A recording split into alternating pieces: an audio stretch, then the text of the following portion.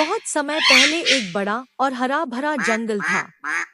वहाँ हिरन, खरगोश, बंदर, हाथी, भैंस और कई पक्षी शांति से रहते थे। इस जंगल का राजा शेर था। शेर सिर्फ ताकतवर ही नहीं, बल्कि समझदार और दयालु भी था, इसलिए सब जानवर उसका सम्मान करते थे।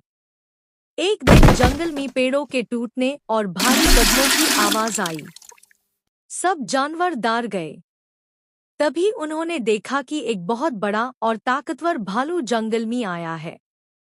भालू ने जंगल के बीच खड़े होकर जोर से कहा, मैं सबसे ज्यादा ताकतवर हूँ। आज से मैं ही इस जंगल का राजा हूँ। कुछ जानवर डर कर छुप गए। बंदर ने तुरंत ये बात शेर तक पहुंचा दी।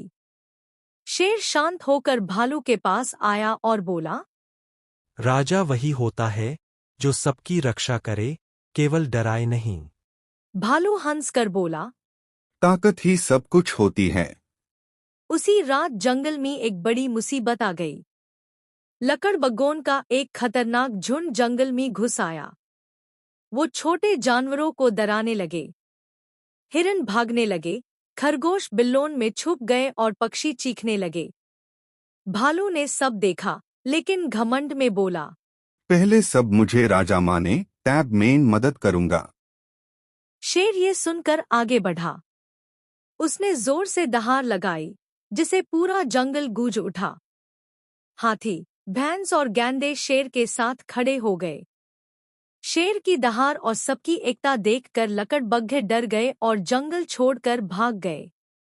सब जानवर सुरक्षित हो गए। वो सब शेर के पास आए और बोले, आप ही हमारे सच्चे राजा हैं। भालू को अपनी गलती का एहसास हो गया। उसने सर झुकाकर कहा, मैं ताकतवर हूँ, लेकिन घमंड ने मुझे अंधा बना दिया। शेर मुस्कुराया और बोला, अगर तुम जंगल की भलाई के लिए काम करोगे तो तुम भी हमारे मित्र हो।